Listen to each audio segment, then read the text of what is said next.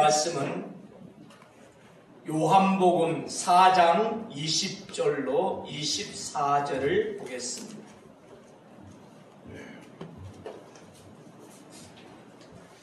하나님의 말씀 요한복음 4장 20절로 24절입니다. 다 같이 합독하겠습니다. 우리 조상들은 이 산에서 예배하였는데 당신들의 말은 예배할 곳이 예루살렘에 있다 하더이다. 예수께서 이르시되 여자여 내 말을 믿으라.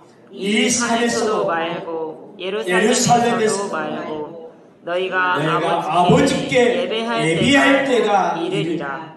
너희는 알지 못하는 것을 예배하고 우리는 아는 것을 예배하노니 이는 구원이 유대인에게서 난다. 아버지께 참되게 예배하는 자들은 영과 진리로 예배할 때가 오나 곧 이때 아버지께서는 자기에게 이렇게 예배하는 자들을 찾으시라. 하나님은 영이시니 예배하는 자가 영과 진리로 예배할지니라. 아멘. 아멘. 할렐루야. 아멘. 주의 이름으로 환영합니다. 주의 이름으로 환영합니다. 예, 무탈하셨지요? 무탈하셨지요? 감사합니다. 예, 우리 이성구 장로님께서 일하시다가 다치셨습니다. 차에 부딪혔는데 갈비뼈가 2개나 나와요. 그래서 허리 요대를 딱 차고 이렇게 계시는 걸 보고 제가 말씀을 드렸어요. 아이고 장로님 어떡합니까? 큰일 났습니다. 그랬더니 장로님께서 뭐라고 이야기하시느냐? 아니, 사람에게 큰일은 3번밖에 없다. 그 한 번은 태어날 때 이게 큰일이랍니다. 또 다른 것은 죽을 때 큰일이라고. 또 한 해 큰일이 있다고 하는 그 결혼이라고 합니다. 그래서 이 3번을 대사라 그런다고 했습니다. 그래서 제가 곰곰하게 생각해 봤더니 일리가 있어요. 그런데 꼭 맞는 말은 아니었어요. 누구에게? 예수 그리스도를 구주로 믿는 사람들에게. 예수님을 믿는 사람들에게는 대사가 또 하나가 있는데 어떤 대사냐면 예수 그리스도를 나의 구주, 나의 하나님으로 영접하는 성령으로 말미암은 거듭 태어남. 이 중생이 그야말로 큰일입니다. 아멘. 이건 천국과 지옥이 왔다 갔다 결정되어 버리는 거잖아요. 아멘. 이것보다 큰일이 사람에게 어디 있겠어요. 아멘. 그래서 제가 이렇게 장로님 말씀 다 옳습니다마는 그러나 예수 믿는 사람에게 하나 큰일이 더 있는데 그것이 중생입니다. 아멘. 이렇게 이제 덧붙이려고 합니다. 또 그 외에 또 덧붙인다고 한다면 예수 그리스도를 구주로 믿는 사람에게 또 한 번에 어떤 거냐? 세례가 임하는 것인데 이것을 성령의 세례라고 합니다. 요한은 불과 성령으로 세례를 베푸시는 분이 바로 예수님이다 말씀하고 있는데 불세례, 성령의 세례 또 나누는 분도 있으나 어쨌든지 성령의 세례가 강타해서 사람들마다 성령의 사로잡힌 바 되어 복되게 삶을 살아가는 것을 원합니다. 아멘. 아무래도 성도들에게 큰일이 또 하나 덧붙인다면 이 성령의 세례를 받는 것이 있지 않겠나 이런 생각을 해봅니다. 아멘. 교회라고 하는 것은 예수 그리스도를 구주로 믿는 사람들이나 그 사람들의 모임을 교회라고 합니다. 이 교회는 그래서 예수님을 믿는 자들의 모임이기 때문에 신앙 공동체입니다. 이 신앙 공동체, 이 교회의 특징은 예배 드리는 것에 있습니다. 예배를 드리지 않는 교회는 더 이상 교회로서의 존재 가치가 사실상은 없는 것입니다. 칼바르트는 이렇게 이야기했습니다. 예배라고 하는 것은 가장 중요한 것이요, 가장 긴급한 것이요, 가장 영광스러운 일이다. 아멘. 아멘. 에이트 터저라고 하시는 분은 이렇게 이야기합니다. 하나님께서 우리 사랑을 부르셨다. 그런데 뭐로 부르셨냐? 먼저 예배 드리는 자로 부르셨다. 아멘. 그리고 그 다음에 하나님을 위하여 일하는 자로 부르셨다. 말씀을 해요. 그러니까 가장 먼저 우리는 예배 드리는 것이 우리의 이 땅에 태어난 사명이고 아멘. 이것을 위해서 우리는 존재한다. 이렇게 생각하면 되겠습니다. 아멘. 할렐루야. 아멘. 네. 예배라고 하는 것은 하나님과 하나님의 백성의 만남을 이야기합니다. 찬송이 있고요. 신앙 고백이 있고요. 하나님의 말씀, 이 기도 이런 때 또 내주는 이렇게 하나님께서 특별하게 세운 사람을 통하여 축복해 주는 이런 내용들 또는 성도 간의 교제 이런 것들이 포함되어야 합니다. 켈빈이라고 하시는 귀한 분은 기독교 강의에서 이렇게 이야기합니다. 교회의 어떤 집회도 말씀과 기도, 성만찬, 헌금하는 일이 없이는 열릴 수가 없다 그랬습니다. 그러니까 교회의 어떤 집회의 일부분은 예배를 위한 건데 그 예배는 당연하게 말씀, 기도, 성만찬 내지는 헌금 이런 것이 있다. 이게 없으면 이게 예배가 아니고 집회가 아니다 라고 하는 이야기입니다. 예배라고 하는 뜻은 사실은 입을 맞추다 이런 뜻입니다. 또는 손에 입을 맞추다 이런 뜻이고 절하여 숙이다 내지는 엎드리다 이 뜻을 가지고 있습니다. 그래서 예배는 자기보다 높은 존재에게 돌리는 존경과 경의를 말합니다. 경배를 드리는 것을 말합니다. 한마디로 이야기해서 엎드린다 이 생각을 가지면 되겠습니다. 그런데 전혀 보이지 않는 어떤 대상을 향하여 엎드릴 수가 있습니까? 그렇지 않습니다. 우리 이 개신교회에서는 특별하게 사장된 부분이 하나가 있는데 그것은 순종이라고 하는 부분에 있습니다. 특별히 로마 캐톨릭이라고 하는 그 로마 천주교회에 있어서는 신부가 서품을 드릴 때 순종의 의미로 엎드리는 내용이 나옵니다. 그 엎드리는 것은 어떻게 하느냐? 완전히 내가 모든 부분에서 죽었습니다. 절대로 복종하겠습니다. 라고 하는 마음으로 어떻게 해요? 앞에 이제 강대상을 향하겠죠. 물론 거기에는 하나님이 계시고 하나님을 대신다는 누구가 있겠죠. 그러나 그걸 제외하고 어떻든지 완전히 딱 땅바닥에 무릎을 꿇고 딱 해가지고 먹이를 숙이고 손을 갖다 다 하고 완전히 쫙 뻗어버려요. 나 죽었습니다. 순종하겠습니다. 어떤 말에도 나는 하나님의 종으로 부름받아서 하나님의 말씀에 내가 완전히 순종합니다. 나는 죽었습니다. 굴복합니다. 이 의자로 쫙 뻗어요. 이게 바로 주의 종으로서 나아가는 태도입니다. 이 부분이 우리 개신교에서는 조금 사장이 되었는데 나는 그 부분을 많이 안타깝게 생각합니다.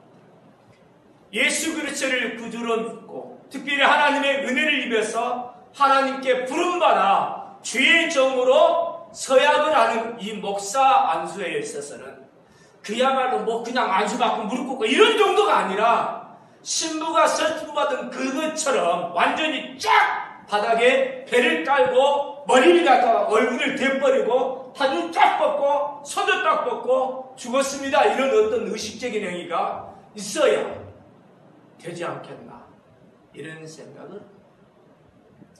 자, 저는 지금 예배 드린다고 해서 엎드린다 표현을 사용할 때 이 내용을 썼는데 사실은 하나님 앞에 우리는 어떤 자세에 임해야 되느냐? 그분 앞에서는 완전히 납작 엎드려야 됩니다. 아멘. 주여 말씀하시옵소서. 주여 나타내시옵소서. 주님의 영광 앞에 내가 굴복하겠나이다. 아멘. 주님께 찬양을 드립니다. 아멘. 주여 긍휼히 여겨 주옵소서. 아멘. 아멘. 이 자세로 우리는 나아가야 합니다. 아멘. 이것이 바로 예배입니다. 이 예배를 구성하는 요소가 몇 가지가 있는데요. 사실은 이 예배는 드리는 날, 정한 날이 있습니다. 하나님께서 이 세상 만물을 창조하셨습니다. 그리고 마지막 7째 날에 안식하셨습니다. 이것을 기념하여 안식일이라 이야기하고 쉬라 말씀을 하십니다. 그래서 안식이라고 하는 것은 창조주 하나님에 근거하여 결국은 하나님 앞에 제사를 드리고 또는 예배를 드리고 하는 것으로 정해져 있습니다. 주일은 하나님께서 어떤 분으로 나타나냐면 구속하신 분으로 나타났어요. 구속주 하나님으로서 어떻게 하셨냐? 우리 주 예수 그리스도께서 부활하신 날을 기념하는 날입니다. 그래서 처음 예수 그리스도를 구주로 믿는 사람들은 안식일에도 하나님 앞에 예배드리러 나갔었고 그 분명히 예수님을 구주로 전하는 그런 부분이 안식일에 행해졌습니다. 뿐만 아니라 안식구 첫날 바로 주님이 부활하신 날을 기념하여 그날도 주일에 하나님 앞에 예배를 드렸습니다. 처음에는 그렇게 드렸다는 겁니다. 그런데 왜 그렇게 할 수밖에 없었느냐면 부활하신 주님께서 처음 사람들에게 나타나신 것이 안식구 첫날 주일이에요. 그리고 또 이렇게 다음에 이렇게 다시 사람에게 역시 주일에 나타났어요. 그러니까 당연하게 예수님을 구주로 믿는 사람들은 안식일이 문제가 아니라 주님이 나타나시니까 주님 앞에 경배하고 주께 예배드리고 그게 자연스럽게 주일날은 당연히 모이는 것이 되었어요. 복음을 전하기 위해서 안식일에는 또 역시 모임을 가졌고요. 이렇게 진행이 되다가 얌야회의라고 유대교 모임이 있었습니다. 유대교 회당에서 기독교인들이 안식일에 같이 예배드리는 것을 금한다라고 하는 것으로 추방령을 내렸습니다. 왜 내렸을까요? 그들이 안식일에 모여가지고 하는 이야기가 바로 예수님의 메시아라고 하나님의 약속하신 분이라고 예수님을 믿음으로 구원을 받는다고 예수님이 죽었지만 당신들의 우리 조상들 내지는 우리의 그 영적 지도자들을 위해서 결국은 죽임을 당했지만 십자가형을 받아 끝났지만 다시 부활하셨다. 그 예수님의 부활하신 분이 바로 메시아다. 우리는 그 부활의 증인이다. 당당하게 전하니까 해당 모임 자체에서 안식일마다 모임 그 속에서 유대교의 어떤 회식처럼 진행되어지는 게 아니라 복음 전파하는 장소가 되어버려요. 그래서 이 사람들이 추방령을 내렸습니다. 그래서 당시에 기독교인들은 유대인들도 많았지만 이방인들이 점점 자리를 차지하게 되었어요. 그런데 안식일날 모이게 하고 이제 추방이 되니까 이 기독교인들이 주일날은 당연히 모였는데 다른 날들은 복음 전하러 모이게 되어졌고 그래서 안식일이 크게 특별히 유대교처럼 모일 의미가 없어졌어요. 그 당연히 주일날 그래서 하나님 앞에 예배드리는 날로 삼았다는 것입니다. 할렐루야. 아멘. 주일이 안식일이 주일로 바뀌어버린 게 아니라는 사실을 기억해야 됩니다. 예수 그리스도 그분이 누구십니까? 하나님이면서 사람이고 사람이면서 하나님이신 그분이십니다. 아멘. 그분이 제정을 하셨습니다. 어떤 때 부활하신 날 나타나셔서 예배를 받으셨고 기도를 받으셨고 또 이렇게 복을 내리셨고 또 말씀해 주셨고 경배를 받으셨어요. 아멘. 언제 이렇게 그러면 또 그분께 예배 드립니까? 또 그 다음 주에 또 나오소. 그러니까 어떻게 돼요? 자연스럽게 주일날 하나님 앞에 예배 드리는 것이 당연한 거다라고 생각이 되어졌고 이방인들은 특별히 안식일 지킬 필요가 없는 이런 생각을 가졌기 때문에 이방인 기독교인들은 당연히 주일날 뭉치게 되어졌어요. 할렐루야. 아멘. 그 주일이 그래서 하나님께서 정하신 날이지 우리가 정한 것은 아닙니다. 그래서 신약 성경에 쭉 살펴보면 모든 날을 귀중하게 여기라고 말씀하셨어요. 그 중에 특별하게 이 날이 더 중요하고 저 날이 더 중요하다라고 해서 알가알부하지 못하게 했어요. 안식일이냐 주일이냐 이것 때문에 또 싸우지 못하게 만들었어요. 사랑하는 성도님, 저는 개신교 목사입니다. 그래서 분명하게 말씀을 드립니다. 안식일날 하나님 앞에 예배드리고 또 주일날 하나님께 예배드리고 이것 때문에 이단이 결정되는 게 아닙니다. 분명한 것을 알아야 됩니다.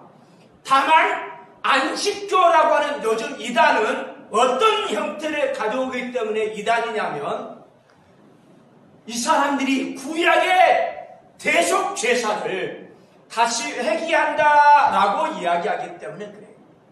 그 구속 제사, 대속 제사라고 할 수 있는 제사 제도가 회개되는 것은 어떤 의미를 가져오냐면 예수 그리스도의 영원하고 완전한 제사를 부정하는 행위가 되어버려요. 그래서 그들이 이단이 되는 거예요. 7일날 뭐 그냥 제7일 안식일에 하나님 앞에 예배드리는 게 그게 뭐가 이단입니까? 그건 아니에요. 그러나 문제가 있다 이런 이야기예요. 그것은 결국은 그것에 근거한 것이 아니라 그들이 제사제도의 회복을 이야기해. 항상 제사 다시 드리게 된다. 구약적으로 돌아가는 것을 말하고 있어요. 예수님의 십자가의 대속 죽음을 부정하는 행위가 되어버려요. 완전히 예수님의 사역을 부정하기. 그래서 이단이 되는 것입니다. 뭐가 이단인지를 알고 우리는 하나님을 섬겨야 될 줄로 압니다. 아멘. 할렐루야. 아멘. 자, 그러면 이 예배에 있어서 이 정한 날이라고 하는 것, 날짜가 있다고 하는 것에 대하여 이야기했는데, 그러면 주일이나 안식일, 내일 월요일날 드려도 되지 않습니까? 화요일날 드려도 돼. 그런 이야기를 들어 하는데, 제가 방금 이야기했듯이 안식일은 창조주 하나님의 말씀에 근거해서 창조주를 기념하는 것으로 안식일날 예배 드릴 수 있다 그랬어요. 주일은 뭐라고 했죠? 구속주 하나님을 기념하여 예배드립니다. 아멘. 아멘. 그래서 안식일이나 아니면은 주일이나 둘 중에 하나 특별하게 우리 같은 경우에서는 안식일은 그렇게 할 필요가 없어요. 굳이 그렇게 억지를 쓸 필요가 없다 이런. 주일날 그래서 구속주 하나님 부활하신 주님 그분 앞에 경배를 드리고 과연 그분이 나타나셔서 예배를 받으셨고 또 그렇게 주일날 이렇게 하나님 앞에 간절하게 예배를 드리면서 하나님의 은혜를 사모했더니 하나님이 약속하신 걸 기다렸더니 성령의 강림하신 날도 주일날 임하셨어요. 아멘. 오순절 성령 강림이 49일이 지난 안식일이 49일 지난 다음 날에 바로 50일째 그날이 바로 이제 바로 주일이거든요. 그날 바로 성령께서 임하십니다. 그래서 이 주일은 어떤 면으로 얼마나 의미가 있느냐면 부활하신 날이요. 아멘. 주님이 부활하신 날이요. 성령이 강림하신 날이요. 아멘. 할렐루야. 아멘. 그래서 이 날을 특별하게 우리는 기념하여서 그날 정하여 예배를 드리게 됩니다. 다른 날은 그러면 중요하지 않느냐? 중요하지요. 그러나 주일처럼 중요하지는 않습니다. 주일을 하나님께서 그렇게 특별하게 구별해 놓으시고 제정하셨다는 것을 기억해야 됩니다. 아멘. 이 예배를 구성하는 데 있어서 또 어떠냐? 예배의 대상을 정확하게 알아야 돼요. 우리는 누구 앞에 엎드립니까? 하나님. 다시 한번 누구에게 엎드린다고요? 하나님. 하나님께 엎드리는 거예요. 하나님께 경배를 드리는 거예요. 아멘. 하나님께 절하여 드리는 거예요. 하나님 앞에서 나오는 것이에요. 그래서 하나님이 우리를 사실은 이끌어야 돼요. 그 하나님은 우리 인간을 초월해 계신 분이십니다. 그래서 하나님께서 사람을 이끌지 아니하시면 이 사람은 하나님께로 나올 수가 없어요. 이 자리에 지금 이렇게 해가지고 할렐루야 얼마나 감사한지 모릅니다. 우리 귀하신 장로님들께서 이렇게 귀하게 선물을 이렇게 하나님 앞에 헌물하고 우리 하나님이 기뻐 받으실 줄 믿습니다. 아멘. 멋지게 복 주실 겁니다. 아멘. 또 뭐 그냥 또 이렇게 우리 여기 아직 동참하지는 못하고 계시지만 우리 이종삼 집사님이 또 많은 예물을 또 하나님 앞에 드린 것으로 기억합니다. 얼마나 감사한지 몰라요. 수고하고 일쓴 사람들이 한두 사람이 아닙니다. 이곳저곳 이렇게 손길이 있습니다. 그 휘장이 이렇게 쭉 젖어가지고 이쁘고 참 좋습니다. 새롭게 해서 돈은 많이 들어갔습니다. 근데 요즘에 있어서 이제 그 감각에는 이것을 많이 걷어내버리고 여기에 주로 나무로 이렇게 루바로 이렇게 하고 있는 것을 보게 됩니다.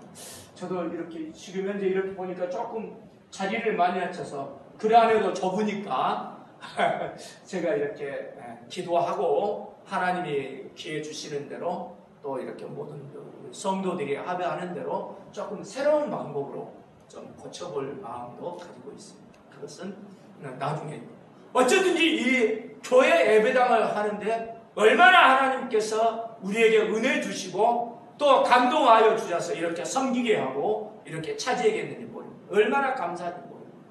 그런데 그 하나님께서 이끌지 아니하면 사람이 올 수도 없고 하나님께서 사람을 감동하지 아니하시면 그 사람이 어떻게 예물을 드립니까? 요즘 뭐 그냥 자본주의 사회에 있어서는 돈이 최고라고 생각하잖아요. 뭐 그냥 집안에서도 그냥 남편과 아내가 돈 때문에 그것도 뭐 100원짜리 하나 가지고 다투고 그러잖아요. 잘 모르세요? 아이고 돈이 얼마나 무서운지 모릅니다. 그런데 하나님이 감동하지 않으면 어떻게 그냥 그 많은 예물들을 하나님 앞에 드립니까? 수고하고 애쓰면서 뭐 이렇게 나옵니까? 물질 이것이요. 우리는 쉽게 한다고 하지만 그렇지 않습니다. 얼마나 이거 힘든지 모릅니다. 하나님의 성령께서 감동해 주시니까 기꺼운 마음으로 교회를 개척해 보려고 하지요. 아이고 이건 뭐 괜히 했어 이런 이야기를 그게 아니고 원수마귀가 주는 마음이야. 그런 거죠. 어쨌든 감동해서 막 그냥 저질렀는데 뭐 그냥 100만 원만 들 줄 알았더니 뭐 그냥 500만 원도 들고 500만 원만 들 줄 알았더니 1000만 원도 들고 막 그렇게 늘어나게 돼 있어요. 이거 감동을 주셔서 감당케 하는 거예요. 이것도 그것도 이것도 와 지금 생각보다도 많이 지출이 됐다는 걸 압니다. 그러나 이게 모든 것도 감당하게 하시는 하나님께서 밀어주시니까 감당합니다. 요즘 시대에 누가 개척합니까? 이 한국의 지금 21세기 한국 사회에서 누가 개척하려고 합니까? 정말 어렵습니다.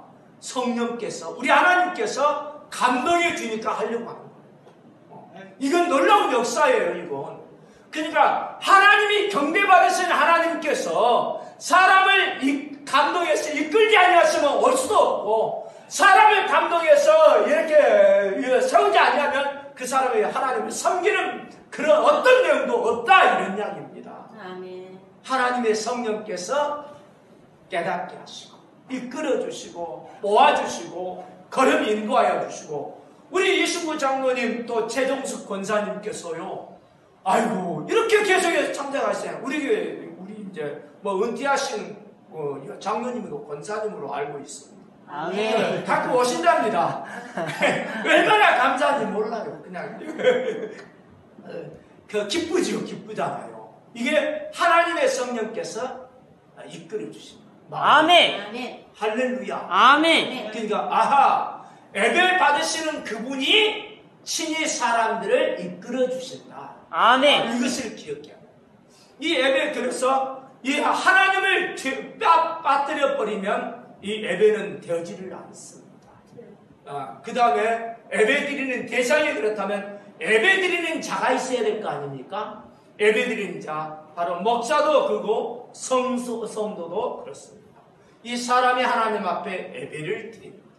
목사도 예배를 인도하고는 있지만 하나님 앞에 예배 드리는 자의 한 사람에 불과합니다. 기억해야 됩니다.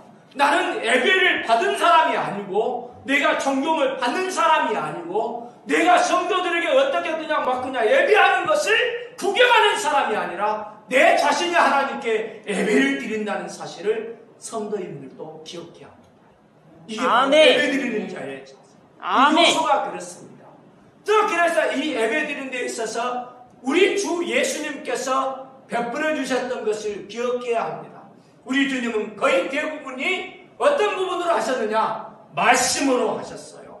우리가 뭐였다? 말씀하시잖아요. 할렐루야. 아멘. 천국 복음을 전하셨어요.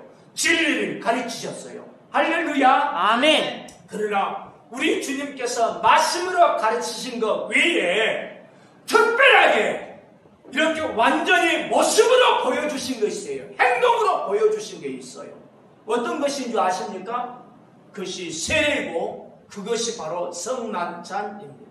이것을 성례전이라고 이야기할 수 있는데 이 성례전은 우리 주 예수님께서 친히 제정하신 것으로서 뭐 하느냐면 말씀으로 가르치심이 아니라 행동으로 실질적으로 이렇게 하라고 말씀을 해주시면서 보여주신 내용입니다. 따라서 우리는 어떤 것도 하나님의 말씀으로 가르침을 받지만 성례전 같은 부분에 있어서는 우리 주님이 보여주신 대로 실천해야 됩니다. 이것이 바로 예배의 요소에 들어가 있습니다. 그렇다면 요즘 이야기하는 뭐 이상한 신조어, 나는 그냥 그 용어 자체를 사용하지 않으려고 하는데 사람들이 하도 많이 쓰니까 그냥 나도 한번 동의하면서 써보겠습니다. 비대면 예배라고 하는 것은 이 예배의 요소 속에 빠져본 것들이 많기 때문에 예배가 되지 않는 거예요. 아멘. 그 예배가 아니란 걸 알리려고 제가 말씀을 드리는 거예요. 성만찬 어떻게 합니까? 세례 어떻게 베풉니까? 드려야지도 않은데 어떻게 합니까 그거? 있을 수 없는 거예요 이거. 아멘. 이해를 하셨어요? 아멘. 아하. 이게 그냥 뭔가를 알아야 되는데 전혀 신학적인 정립이 되지 않은 이 세상 사람, 그냥 교회 다니는 집사가 그랬다고 하는지 모르는데 어쨌든지 그런 사람이 대면이다 비대면이다 그런 모양을 그런 표현을 써가지고 이상한 이야기를 써버렸는데 그렇지 않습니다. 하나님께 예배 드리는 것은 온전히 하나님 앞에 나와서 엎드려 절하는 것입니다. 그분께 경배하는 것입니다. 그분의 말씀을 듣는 것인데 그분이 친히 말씀하신 이 하나님 말씀을 그분이 세운 종을 통하여 선포케 합니다. 말씀 설교가 있는 겁니다. 그리고 또 그분 앞에 기도하고 찬양을 드리는 것도 있고요. 또 성만찬도 있고요. 이것이 바로 예배 속에 들어가 있는 겁니다. 할렐루야. 아멘. 이건 그래서 예배 아닌 부분을 자꾸 이렇게 예배라고 표현을 쓰니까 제가 조금 반대가 일어나서 우리 성도에게는 예배를 드려야 되겠다. 우리 같이 예배합시다. 이런 마음으로 오늘 말씀을 생각해 보는 것입니다. 할렐루야. 아멘. 온라인 예배는 그러면 가능한가요? 사실 요즘 온라인 예배도 사실은 예배라고 할 수가 없습니다. 왜 그렇지요? 예배의 기본 요소들이 빠졌기 때문에 그렇습니다. 그런데 많은 사람들의 편의에 따라서 지금 온라인으로 그냥 쭉 이제 시청을 통하여 예배 드리고 있다 이런 표현으로 합니다. 그래서 방송 관계자들 이 온라인으로 뭔가를 하는 사람들에게서는 그 말이 옳은 것처럼 정당한 것처럼 합리화시키고 있지만 실질적으로는 온라인 예배는 예배가 아닙니다. 그럼 가정 예배는 어떻습니까? 가정 예배도 마찬가지입니다. 그래서 가정 예배에 목사가 있습니까? 혹시 목사가 있는다면 또 달릴지도 몰라도 그렇지 아니하고 이런 기본 요소가 빠져버리면 그것을 가정 예배보다는 가정 기도회 이렇게 표현하는 것이 더 옳습니다. 이해가 되시나요? 아멘. 감사합니다. 그러면 예배의 변천을 한번 생각해 보겠습니다. 사실 제사라고 하는 것은 인류의 태고적부터 우리에게 존재했습니다. 하나님을 믿는 사람이든 믿지 않는 사람이든 모든 인류들 쫙 정해 보면은 샤머니즘도 있고 토테미즘도 있습니다. 나름대로의 어떤 신을 향한 경배였습니다. 그것이 잘못된 표현으로 하나님 앞에만 드려야 될 것인데 그것이 성령께서 밀어주시지 아니함으로 인해서 흔적이 남아있기 때문에 그 흔적으로 제사를 드리는데 엉뚱하게 어떤 사물에게 드리고 어떤 물건에 드리고 이상한 어떤 대상에게 드리는 것으로 나타나 이것을 갖다가 미신이다 이렇게 해볼 수가 있습니다. 우리나라에 아주 독특한 돌이 있는데 그것은 고인돌이에요. 고인돌. 이 고인돌은 우리 한반도의 전역에 꽉 차 있습니다. 그리고요 중국 산동반도 일대에 조금 있고요. 일본도 좀 일본 쪽에 저쪽에 몇 개가 있는데 이거 외에는 거의 없습니다. 이 고인돌은 그러면 조상 숭배를 드리는 제사를 위한 것이냐? 그렇지 않습니다. 이 고인돌을 갖다가 연구해 봤더니 확실하게 드러난 건 뭐냐? 거국적으로 모든 민족이 다 모여져서 천신, 그러니까 우리에게는 천신이라고 하지만 우리는 하나님이라고 부르면 돼요. 하나님께 제사 드렸던 곳이에요. 이거 고인돌이 그렇습니다. 이거 용도를 정확하게 알아야 됩니다. 거기에 조상 숭배하는 나중에 조상 그 뼈를 묻었던 그냥 시신 그게 그냥 메꿔왔자 나오지만 그건 전혀 제사 드렸던 어떤 조상의 무덤이나 이런 것도 아니에요. 완전하게 하나님 앞에 제사 드리는 형태의 모습입니다. 그런데 이것도 역시 성령의 철저한 역사로 말미암아 바르게 드리는 제사 형태를 가져왔으면 좋겠는데 성령께서 그와 부분을 밀어주시지 아니한 것으로 흔적이 남으니까 천신께 제사를 드리는데 어떤 형태로 되느냐 고린도 형태로 해가지고 드렸다 이런 이야기입니다. 그러면 조상 숭배의 제사는 언제 시작됩니다. 사실 중국 송나라 때에 아주 불효막심한 사람이 부모님 살아생전에 아주 망나닌 짓을 했습니다. 어쩌다가 출세를 해서 벼슬아치에 올랐습니다. 그런데 부모가 죽었어요. 돌아가셨어요. 그러니까 그 부모에게 사죄하는 마음으로 또 백성들에게 내가 이렇게 참 이렇게 불효자로 삶을 살았지만 이제 돌아가신 이후에 이렇게 내가 잘 되고 해가지고 이분들을 잘 섬기다 해서 제사를 시작했어요. 그것이 바로 소를 잡고 그냥 잔치를 벌이고 실제로 그것이 죽은 영혼을 위하여 드리는 것이 아니고 자기 자신을 위하여 드리는 것이고 다른 사람들에게 보이기 위한 것이었어요. 이거 어쨌든지 제사 형태로 드려졌는데 이것이 우리나라에 들어왔어요. 고려시대 말에 그러면서 특별히 새롭게 나라가 시작되는 조선이라고 하는 나라 거기가 유교를 승상하게 되어집니다. 그러면서 제사 제도를 전격적으로 도입합니다. 제가 제사를 설명하고 싶은 마음은 없습니다. 다음에 언제 한번 기회가 있을 것입니다. 다만 제가 이야기할 수 있는 것이 그렇습니다. 결국은 안제사가 있고 바깥제사가 있는데 안제사라고 하는 건 그냥 몇 대 안에 이렇게 하게 되었죠. 바깥제사로 결국은 이제 산 같은 데 가가지고 우선들이 많아지니까 더 많이 이렇게 하게 돼요. 이게 결국 시제라고 하는 것인데 이 시제는 결국 세력을 가시하는 형태로 드려졌습니다. 부끄러움이 많지요. 하나님 앞에 드려야 될 제사가 우리나라에 있어서 이상하게 이제 조상 숭배 제사로 바뀌어버리면서 나타나는데 이 제사가 그래서 이상하게 그냥 시제 형태로 할 때 동물을 드리고 떡을 하고 가위를 하고 그냥 잔치를 벌이고 후손들이 얼마나 많은지 세를 가시하고 그렇게 되었어요. 사랑하는 성도님들, 우리는 기억해야 합니다. 조상 숭배라고 하는 이 헛된 우상을 숭배하는 데 있어서도 집안 전체가 얼마나 정성을 다 쏟는지 몰라요. 얼마나 귀한 물건들을 사오는지 몰라요. 그것이 하나님께 제사하는 것이 변형되어져서 나타나는 일종의 잘못되어진 것인데도 그와 같은 정성이 있어요. 무당이 푸닥거리 하는데도요 얼마나 지극정성을 하는지 몰라요. 무당도요 두 가지 무당이 있어요. 성도님들에게 뭐 내가 오늘 잠깐 계속해서 빨리 나가려고 하니까 간단하게 이야기해요. 강신무가 있고요, 학신무가 있어요.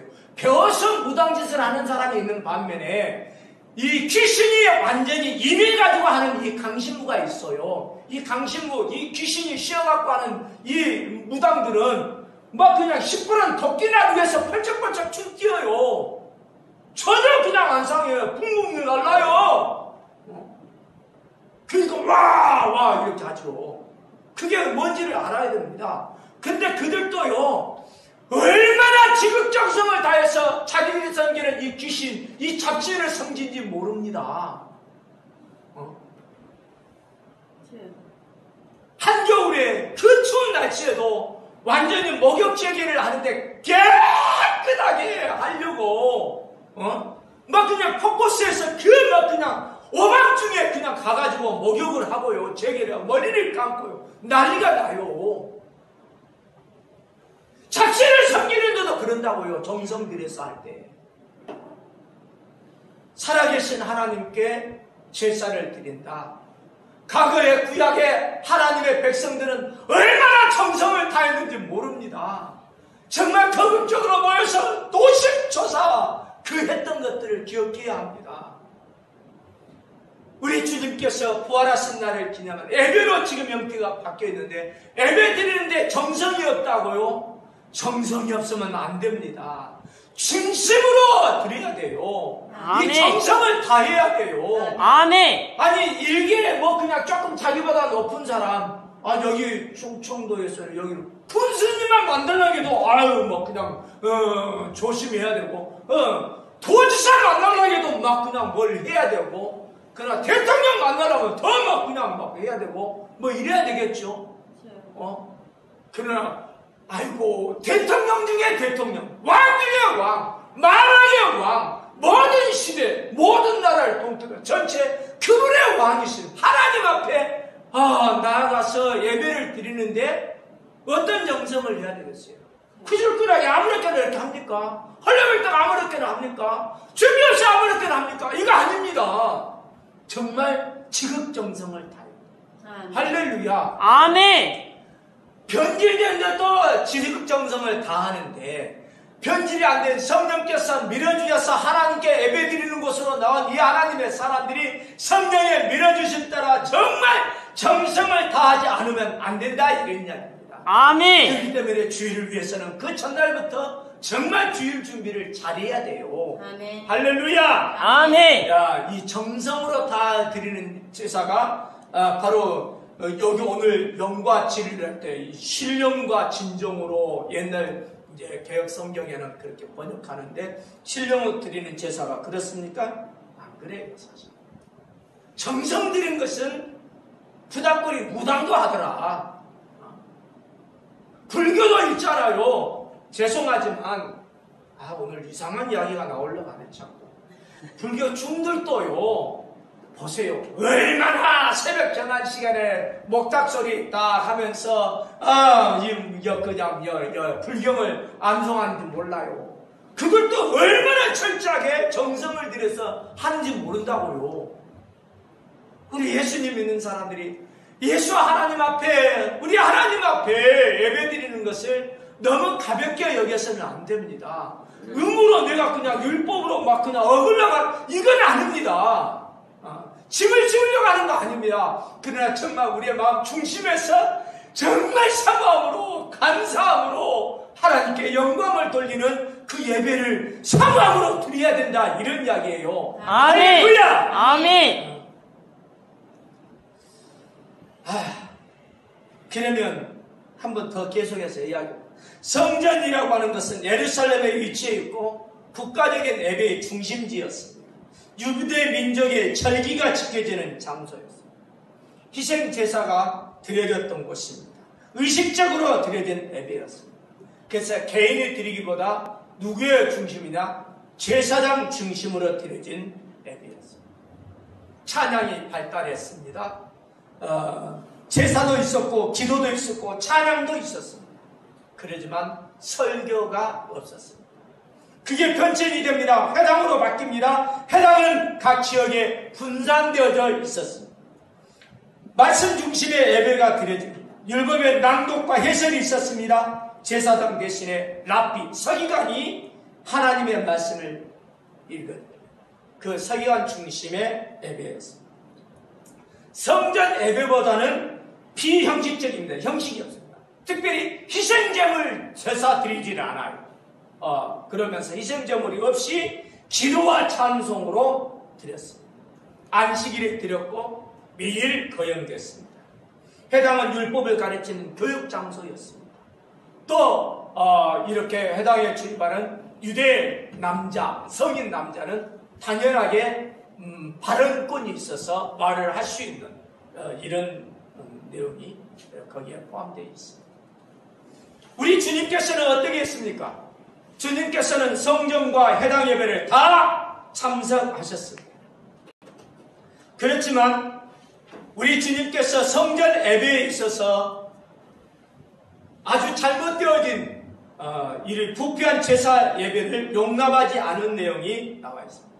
우리 주님은 항상 예배의 내용을 중요시했고 예배의 의미를 중요시했습니다. 아멘. 그래서 영적인 면, 내적인 면을 아주 강조하시는 것을 볼 수가 있습니다.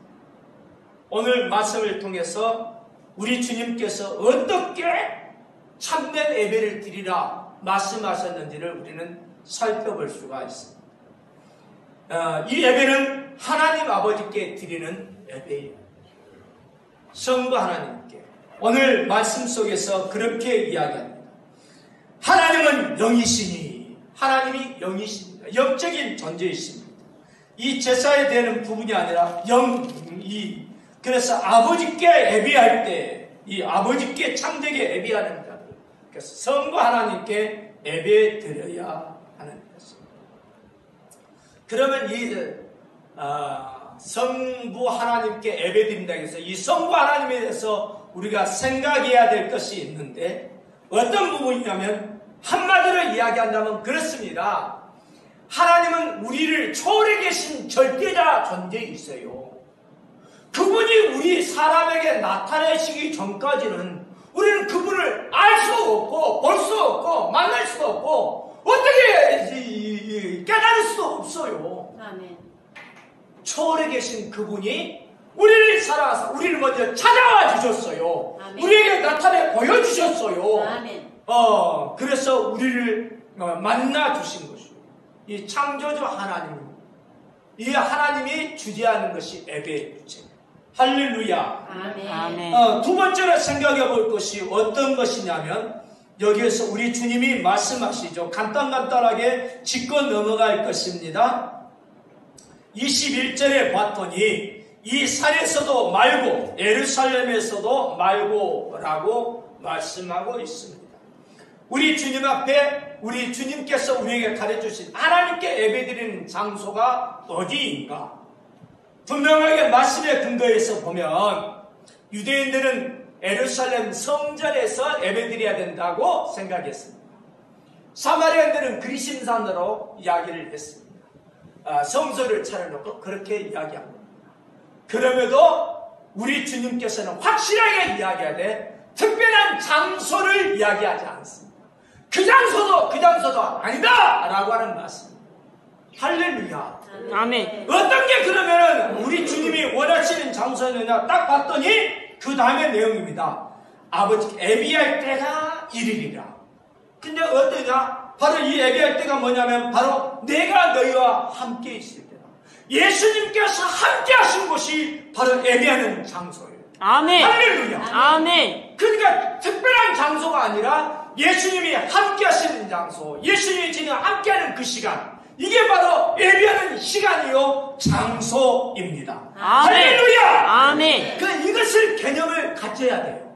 따라서 이것은 귀한 예배당입니다. 이것을 내가 함부로 하자 이런 이야기 아닙니다. 특별하게 이 장소가 얼마나 귀한 곳인지 모릅니다. 많은 장소 중에 이것이 선정이 되어지고 이것에 특별히 우리의 기도가 모아지고요. 우리의 찬양을 여기서 하나님 앞에 드리고요. 하나님께서 이름을 두실 곳으로 우리가 삼는 곳이고요. 할렐루야. 아멘. 주의 피로 구속받은 하나님의 백성이 모이는 곳이고, 그래서 말이죠. 이 일종의 거룩한 장소에서 성전이라 부를 수도 있는데, 이 예배당을 예수 안 믿는 사람들도 함부로 하지 않아요. 사실은요. 교회 예배당 함부로 하지 않아요. 그 정말 그냥 좀 두려움으로 하는데, 예수 믿는 사람들이 너무 함부로 해서는 안 됩니다. 그러나 이곳에만 하나님께 예배드리는 곳이 아니라는 사실은 기억해야 합니다. 그러면서 특별하게 교회당으로 해서 또 이 교회가 모여서 하나님을 예배드리는 이 예배당으로 우리가 귀중하게 여겨야 되고 잘 관리해야 될 줄로 압니다. 아멘. 할렐루야. 아멘. 정성들에게 좀 닦기도 하고요. 뭐 그냥 관리도 다 해서 잘 가꾸어 가지고 이곳에 정말 모든 하나님의 사람들이 기쁨으로 나오는 그런 곳이 되어졌으면 좋겠고, 성령께서 강력하게 역사하시는 현장이 되어졌으면 좋겠습니다. 아멘. 성령이 사람들을 이끌어와서 이곳에서 말씀을 듣고 예수님을 구주로 믿는 이 거듭남의 역사가 일어나기 원하고, 성령께서 역사하사 기도할 때 성령의 일하심으로 치유의 역사가 일어나고, 아멘. 하나님의 말씀을 듣는 치유의 역사가 일어나고, 아멘. 안수할 때 치유의 역사가 일어나고, 아멘. 할렐루야. 아멘. 고침받고 세움을 얻는 역사가 일어나기를 원합니다. 아멘. 성령께서 역사하사 이곳에 들어오는 하나님의 사람들이 하나님의 말씀을 알아듣게 되고 깨닫게 되고, 그렇게 내가 살아야 되겠다 결단하는 역사도 일어나는 곳이 되기를 원합니다. 아멘. 할렐루야. 아멘. 성령께서 역사하사 목사를 사로잡아 하나님이 하시고자 하는 말씀을 기탄없이 증거하고 진리를 선포하는 그런 목사가 되기를 원합니다. 아멘. 할렐루야. 아멘. 그래서 아멘. 목사가 말이죠, 자기 지식 자랑하려고 하거나 내가 어떻게 했다 어떤 경험담을 하려고 하는 것이 아니라 성령에 사로잡혀서 성령이 성도들에게 말하게 하시려고 하는 그 말씀을 전하는 목사는 수단으로 통로가 되면 됩니다. 아멘. 할렐루야. 아멘. 하나님이야 말씀을 전하는 통로가 되게 해주세요. 아멘. 하나님의 말씀이 나는 도구가 되게 해주세요. 아멘. 하나님이 말씀하시는 길이 되게 해주세요. 아멘. 이게 하나님이 하시는 일이에요. 성령께서 역사를 현장이 이곳에서 이루어져야 돼요. 아멘. 할렐루야. 아멘. 그거야 성도들이 사모하는 마음으로 주를 찾으려고, 그래서 여기 와서 엎드릴 때 주님이 만나주시고 문제를 해결해 주시는 그 현장이 되기를 나는 원하는 것입니다. 아멘. 할렐루야. 아멘. 우리는 그래서 우리 주님의 말씀에 다시 한번 가르침을 받으면 장소가 문제가 아니고 시간이 문제가 아니라 우리 주님이 함께 하시는 그 장소, 그때 이것이 바로 하나님 앞에 예배드리는 곳이. 할렐루야. 아멘. 거기에 다시 우리 주님이 덧붙이고 있습니다. 뭘 덧붙이고 있냐면 영으로 드리라고 했어요. 제가 이렇게 영으로 드리는 것은 이미 설명해버렸기 때문에 드릴 말씀이 없어요. 뭐냐? 영으로 하는 것, 성령으로 드리는 것을 말해요. 아멘. 성령이 이끌어주시고, 성령께서 말씀을 깨닫게 하시고, 성령께서 기록게 하시고, 성령께서 결단하게 하시고, 성령이 은혜 주시고. 할렐루야. 아멘. 성령이 목사를 사로잡아 목사를 갖다 주장하시는 이 역사가 이 예배당에서 일어나는 거예요. 아멘. 아멘. 영으로 드려야 돼. 영으로. 아멘. 그래서 우리가 말하는 지극정성을 다한다고 그것이 하나님 앞에 예배드리는 것이 아니에요. 정성은 다하지만 성령으로 예배드려야 됩니다. 아멘. 성령님 사로잡아 주셔서 기도하게 하시고, 성령님 사로잡아 주셔서 주 앞에 엎드리게 하여 주시고, 아멘. 성령님 사로잡아 주셔서 주님께 경배드리게 하여 주옵소서. 아멘. 이게 우리 예배드리는 자가 갖춰야 될 내용이에요. 아멘. 할렐루야. 아멘. 그리고 우리 주님이 뭐라고 했나? 진정으로 이 내용이 진실로, 이게 진리로가 맞습니다. 더 와닿은 것이 진리로예요. 진리로 예배드리게 하여 주옵소서. 할렐루야. 아멘. 우리 주님이 그래서 영과 진리로 할 때 이 진리로라고 하는 것은 진리가 뭡니까? 우리 주님이 그렇게 이야기하셨잖아요. 내가 뭐 길이요, 그 다음에 진리요. 진리요. 아멘. 할렐루야. 할렐루야. 아멘. 우리 주님이 진리예요. 아멘. 이 진리를 벗어나서 드리는 예배는 옳지 않습니다. 제가 지금 이야기를 해왔잖아요. 예배가 어떻게 되어져 왔는지를 이야기했는데 이 진리의 말씀, 하나님의 말씀에 벗어나서 이상한 형태로 말하는 것을 뭐라고 하느냐면 진리에서 벗어난 거라고 해요. 아멘. 진리를 예배드리는 건 그와 같은 거하고 전혀 달라요. 성경에 나오지 아니하니까 뭐 그냥 비대면 예배는 잘못된, 난 그런 말 하고 싶지 않아요. 그건 나와도 안 나와도 삼위일체란 말이 성경에 안 나와도 우리는 삼위일체 하나님을 믿잖아요. 왜 그러느냐? 그건 알기 때문에 그러는 거예요. 성경에 대면 예배가 있고 비대면 예배가 있다고 웃기지 마세요. 누가 그런 이야기를 합니까? 다니엘이 나라에서 어떻게 했냐? 아이고 30일 동안은 절대로 누구에게도 기도하지도 말고 예배드리지 말도록 이렇게 딱 의인이 찍혔어요. 극형에 처한다는 말도 들었어요. 그러나 다니엘은 얼마나 하나님 앞에 담대한지 몰라요. 참 다니엘 나 생각하면요, 다니엘이 참 이 사람도 참 너무했다 이런 생각이 들 정도요. 어떻게 하느냐? 하나님 앞에 기도하는 것을 쉬지 않았어요. 그런데 어떻게 하냐? 문을 열어놓게 있다니까. 봐라! 나 잡아라! 경찰들 바로 앞에 있어요. 나 잡아라! 이럴 때 하나님 앞에 바르게 예배드리다가 잡혀가는 거 영광이지요. 나 하나님 앞에 예배드리는 거 난 포기할 수가 없어요. 아멘. 그래서 이야기하는 거예요. 나 잡아가 그냥 괜찮아. 나 그냥 가겠다. 나 예배드리는 거 나 이게 내가 밥 먹는 것보다 더 중요한 건데. 아멘. 내가 사는 것보다 더 중요한 건데. 내가 살아있는 존재가 예배드리는 것인데. 이걸 하지 말라고 하면 내가 뭐라고 하겠어요. 우리 장로님께서 서두에 기도하셨습니다. 뭐냐? 일제 강점기 때도 하나님 앞에 예배드리는 것을 막지를 못했다니까요. 아멘. 아멘. 그놈들이 어떤 놈들이 하는지 아십니까? 사실상 3.1운동이 어디에서 일어난 줄 아십니까? 교회 예배당 중심으로 일어났습니다. 예배당 중심에서 태극기가 배포되어지고요. 예배당의 중심에서 모였고요. 그래서 사람들이 떨쳐나가게 그렇게 된 거예요. 그러니 그 일본 사람들에게 있어서는요, 교회당이 얼마나 미웠는지 몰라요. 그래서 교회를 파쇄하려고 별방법을 다 써요. 그러나 예배 드리는 걸 금하지는 못했어요. 그래서 그 예배 드리는 거 형태를 이 원수마귀가 싹 바꿔가지고 이게 이제 완전히 신상 참배하는 곳으로 이 형태가 바뀌어져서 교회를 공격했고 거기에 교회가 넘어진 것이 있습니다. 어쨌든 그건 차후의 문제고 문제는 분명하게 일제 이 강점기 때도 우리 예배 드리는 걸 금하지 않았어요. 그런데 지금 현재 우리나라에서 어떤 일이 일어나는지를 봐야 됩니다. 지금 마트 제대로 움직입니다. 전철 사람들이 버글버글합니다. 백화점 버글버글합니다. 콘서트장에도요 5,000명까지 다 들어갈 수 있답니다. 공연 다 한답니다. 아니 모든 일상생활이 다 되어져 가는데 교회는 안 된다는 거예요. 예배 드리는 거. 나 그래서 이상하다. 왜 이렇게 이상하게? 이건 분명하게 잘못되어지는 것입니다. 나는 그런 부분에 대해서 수긍할 수가 없습니다. 이건 하나님 앞에서 내 신앙 양심이고요. 목사로서 하나님께 받은 사명이 뭔데? 성도들을 바르게 가르쳐야 되고, 할렐루야. 아멘. 믿지 않는 사람이라도 바르게 가르쳐요. 진리를. 뭐냐? 예수를 구주로 믿어야 구원받습니다. 아멘. 이걸 하는 것이고, 방역 지침을 내린다고 한다면 모두가 다 형평성 있게 하라 이러냐요. 공평성 있게 모두가 다 한다면 나도 어쩔 수 없이 그거에 대해서 수긍하겠어요.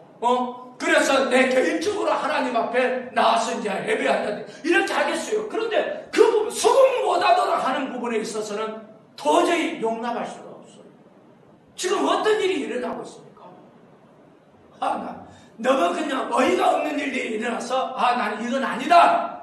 그래서 행정당국에 내가 뭐 그냥 반항하고 데모를 하고 그렇게 하려고 하는 것이 아니고 나는 잡아가려면 잡아가세요. 나 죽이려면 죽이세요. 뭐 그냥 벌금 내라. 나 벌금 없어요. 뭐 알아서 하세요. 그냥 나는 하나님을 섬기다가 그냥 이렇게 하나님께 가면 좋고 안 가면 뭐 그냥 하나님 기회 주신 줄 알고 또 섬기면 되는 거고. 할렐루야. 아멘. 그러니까 이게 나는 하나님 앞에 예배드리는 자로 그렇게 살고 싶어서 이렇게 전하는 것입니다. 의의를 정확하게 알아야 됩니다.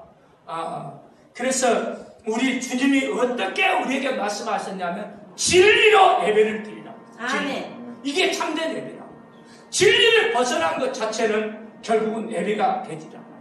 바로 예수님을 만난 장소, 예수님과 함께하는 그 시간, 아멘. 거기에서 성령께서 밀어주시고 성령이 이끌어내는 진리에서 벗어나지 아니하게 하나님 앞에 정성을 다해서 예배드리는 것, 이걸 우리 하나님께 드리는 참된 예배라고 말씀하고 계십니다. 아멘. 할렐루야! 아멘. 그래서 우리는 그 이와 같은 예배를 드릴 수 있도록 해야 되겠습니다. 아멘. 마지막으로 저는 이 지금 우리나라의 상황을 보면서 과거의 믿음의 조상들은 어떻게 삶의 자세를 취했는지를 생각해보고 오늘 말씀을 마치려고 합니다. 그건 뭐냐? 종교개혁자 루터라든가 지븐귤리라든가 칼뱅이라든가 이 베자 이런 사람들은 어떻게 그러면 예배에 대하여 태도를 취했고 어떻게 그때 당시 유행했던 이 흑사병에 대하여 임했던가, 이것을 살펴보아야 합니다. 사실상 흑사병이라고 하는 것으로 유럽의 인구가 어떤 곳에서는 거의 절반 정도가 죽어버렸어요. 감소가 됐어요. 대대적인 질병이었습니다. 1300 대처로 47년에서 50년 사이에 1차 대유행이 있었는데 그것은 이미 어떤 거냐면 중국에 그때 당시에는 몽고라는 나라였어요. 몽고 아시지요? 원나라 징기스칸 이 후예들이 자 이렇게 세계를 갖다 정복해 나가는 중에 어디였느냐? 결국은 이탈리아 그쪽에 딱 이렇게 멈췄어요. 흑사병이 거기서 시작돼 버렸습니다. 많은 사람이 죽었어요. 이 사람들이 그래서 물러날 수밖에 없었습니다. 유럽을 전체 평정을 못했어요. 이 징기스칸이 일부는 평정했지만, 그러면서 그때 어떻게 하느냐? 흑사병에 걸린 사람의 시체, 이 죽은 시체를 자기들이 정복하려고 하는 정복 못한 그 성에다가 어떠냐? 시체를 포탄처럼 쏘아서 더 넘겼어요. 그것이 결국은 그 성에 이제 그 흑사병으로 죽었던 사람의 시체가 들어와서 그 시체에 의하여 이제 흑사병에 또 그 전염시키는 일이 일어나게 되어집니다. 그 사람들이 또 탈출해서 도망가려고 어디로 했느냐? 배를 타고 이탈리아 시칠리아 섬으로 이제 딱 이렇게 가는데 결국은 거기서 그냥 이 감염자들이 나와서 유럽 전역으로 쫙 퍼지면서 유럽의 인구가 그렇게 급감하게 되어지는 역사가 있습니다. 이게 흑사병입니다. 어마어마한 일이 일어났습니다. 그러면 그 흑사병은 그것으로 해서 완전히 종식되었느냐? 그랬지 않습니다. 가끔 몇 년 만에 다시 이렇게 하기도 하고 해마다 다시 반복되기도 했다가 이게 지금 루터라고 하는 사람 종교개혁이 1517년도에 일어나게 되는데 루터가 사역하는 그 시기에도 이 흑사병이 일어났었다는 거예요. 이해가 되셨지요? 루터의 형제들이 죽었습니다. 루터의 딸들도 죽었습니다. 흑사병인지 딸들이 죽으면 흑사병이 아니든 모르겠고 어쨌든지 흑사병으로 형제들은 분명히 죽었습니다. 루터가 질병에 대해서 얼마나 민감했겠습니까? 그러나 그는 정확하게 이야기했습니다. 제가 루터가 이렇게 기도한 것 또 가르치는 것을 읽어드리겠습니다. 나는 소독하여 공기를 정화할 것이고 약을 지어 먹을 것이다. 나는 내가 꼭 가야 할 장소나 꼭 만나야 할 사람이 아니라면 피하겠다. 나와 이웃 간의 감염을 예방할 것이다. 혹시라도 나의 무지와 탐안으로 이웃이 죽임을 당하게 해서는 안 되기 때문이다. 만약 하나님이 나를 데려가기 원한다면 나는 당연히 죽게 되겠지만 적어도 내가 내 자신의 죽음이나 이웃의 죽음에 책임을 져야 할 일은 없을 것이다. 그러나 만일 이웃이 나를 필요로 한다면 나는 누구든지 어떤 곳이든지 마다하지 않고 달려갈 것이다. 그래서 실질적으로 루터는 자기가 거했던 비텐베르크 성의 그 성 아내가 결국은 이 흑사병에 걸렸는데 자기를 갖다가 요청했어요. 루터가 가서 간호하고 루터의 꿈에서 그 사람은 죽었습니다. 흑사병 걸렸는데도 그 사람을 피하지 아니하고 갖고 결국은 목회자로서 사명을 감당했던 것입니다. 이해가 되시지요? 우리는 철저하게 감면 수칙을 갖다가 마스크도 쓰고 내지는 서로 잘하고 발열 체크도 하고 정말 이렇게 방역 수칙은 잘 지켜야 됩니다. 그러나 예배 드려야 됩니다. 예배는 할렐루야. 아멘. 이건 양보할 수가 없습니다. 찌병글리라는 사람이 있습니다. 찌병글리도 어떤 찌리에서 사역을 감당하게 됐는데 찌리에서 그냥 전염병이 와가지고 찌리에 거의 그냥 많은 데는 3분의 1 정도가 죽었다. 당시 찌리 인구의 7,000명 중에 2,000명 정도가 완전히 죽었어요. 흑사병으로 죽었어요. 이때 어떻게 되냐? 찌빙기는 실질적으로 이렇게 그 흑사병에 걸린 사람들을 간호하고 그 사람들을 섬기고 그 목회자를 떠나지 아니하고 그들을 갖다가 돌봤어요. 그러다가 자기도 감염이 됐어. 흑사병 걸렸다니까 찌빙기가. 그 죽을 때는 죽을 듯 모르고 이렇게 하다가 결국은 그 고통 속에서 하나님의 극적인 은혜로 다시 살아났어. 할렐루야. 아멘. 그것 때문에 오직 하나님께 여기는 완전 철저하게 그래서 찌부리는 같은 사람은 하나님께 매달리면서 사역에 임한 사람. 방역수칙 나는 다른 거 하지 않습니다. 또 보세요. 누구야? 켈빈이라고 하는 사람이 있습니다. 켈빈은 제네바에서 이렇게 하게 되는데 제네바에서 쫓겨났어요. 그래가지고 이렇게 쫓겨난 곳에서 거기에서 이제 이 흑사병에 걸린 환자들을 섬기기도 했어요. 돌봤어요. 다시 이렇게 제네바에서 불렀어요. 거기 딱 갔는데 아이고 흑사병 환자가 있는 나타. 환자를 돌볼 사람을 필요로 했어요. 그 켈빈이 가려고 했는데 누구나 거기에 가려고 하는 이 차원하는 목사 한 사람이 있어서 그 사람을 보냈어요. 근데 이 제네바 시의회에서는 갈변에 가려고 하는 것을 막았어요. 왜 그러느냐? 가지 마시오. 당신이 지금 중요한 일을 하고 있는데 당신이 가버리면 어떻게 합니까? 그래서 갈변을 잡아냈어요. 그럼에도 불구하고 갈변의 마음속에서는 뭘 이야기하느냐? 누가 대신 갔다. 그런데 내가 말이죠. 그 사람이 이제 죽게 되어지면 내가 가야 될지도 모른다. 근데 내가 가게 되면 난 참 두려움이 있다. 두려움을 무릅쓰고 그래도 나는 가겠다. 이런 의의를 분명하게 밝히고 있는 것을 보게 됩니다. 사랑하는 성도님들, 코로나로 조금은 내가 이렇게 조금 이렇게 지금 오늘 현재의 상황에 대해서 좀 편하게 이야기를 해보겠습니다. 초창기에 있어서는 코로나로 인해서 죽은 사람 사망자가 많았습니다. 그러나 지금은 감염자가 1,000몇 명 그냥 그렇게 천정부들이 올라가는데도 코로나로 인해서 죽은 사람들은 이 사망률이라고 하는데 이것은 거의 지금 아주 그냥 밑에 소수점. 그건 그냥 몇 명 이런 정도에 불과해요. 10명 이하에 불과해요. 하루에 그냥 감기로 죽은 사람이 몇십 명이에요. 실질적으로 자살해서 죽은 사람에도 하루에 우리나라에서 40명이에요. 40명. 근데 코로나 이렇게 나라에서 그냥 대대적으로 홍보하고 있지만 10자리 미만으로 죽은 사고가 일어나고 있어요. 그러니까 코로나는 그게 지금 정말 그냥 안 좋은 이 질병이지만 그러나 지금 다른 여러 나라에서 했던 것처럼 우리나라도 코로나와 함께 가야 된다라고 하는 태도를 취해야 합니다. 내 생각이 그렇습니다. 감기도 그냥 감기 그냥 하는 것처럼 이 코로나도 이렇게 감기처럼 생각하면 된다. 이런 이야기를 해보는 거지요. 나는 이것은 그냥 내가 행정당국자 내지는 또 이정자가 아니기 때문에 이 말에 대해서는 효과가 없을지 몰라요. 그러나 나는 이정자가 만약 있다고 한다면 그 사람에게 이야기를 하는 거예요. 하나님의 말씀에 근거해서 선조들의 신앙 태도를 보고 어떻게 그들이 질병을 관리했고 어떻게 이겨냈는가. 종교 개혁자들의 의식을 그대로 나는 물려봤습니다. 하나님 말씀에 근거해서 또 봤습니다. 그들은 방역수칙 지켰습니다. 그럼에도 아픈 환자가 요청할 때는 목회지를 떠날 수 없었습니다. 하나님이 주신 사명을 알았기 때문에 혹시 자기가 죽는다 할지라도 그러면 나는 하나님께 가겠다. 그런 마음으로 하나님이 허락하신 그 성도들, 하나님이 맡기신 성도들을 버리지 아니하고 그들을 찾아가서 돌봤고 섬겼고 문제를 해결했다는 거예요. 할렐루야! 아멘. 이게 목사의 사명이에요.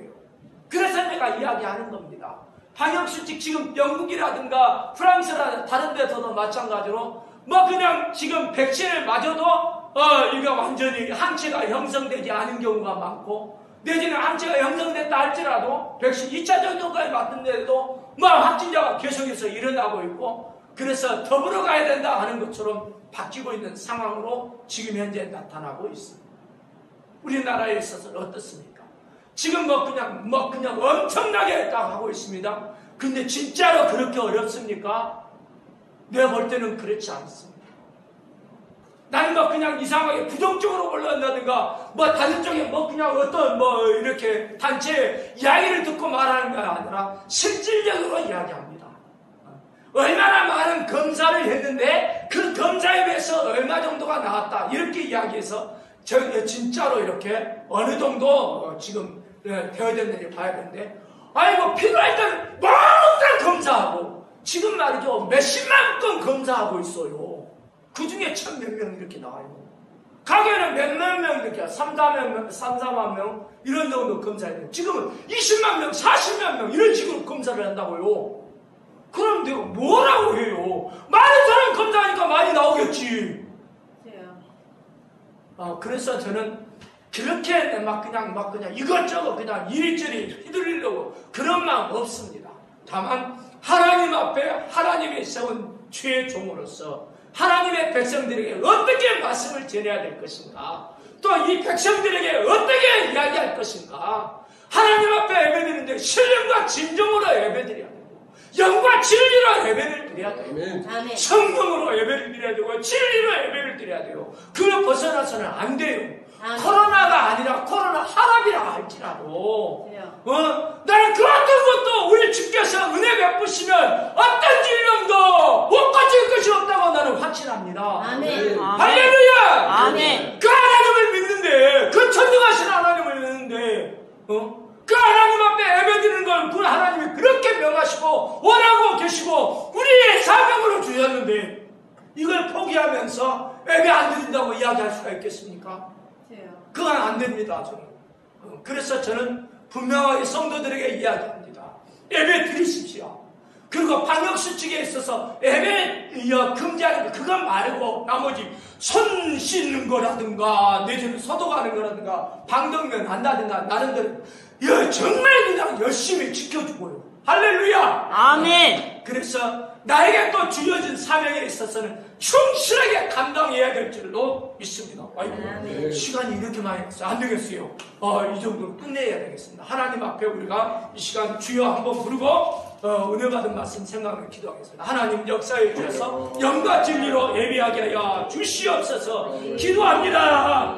주여!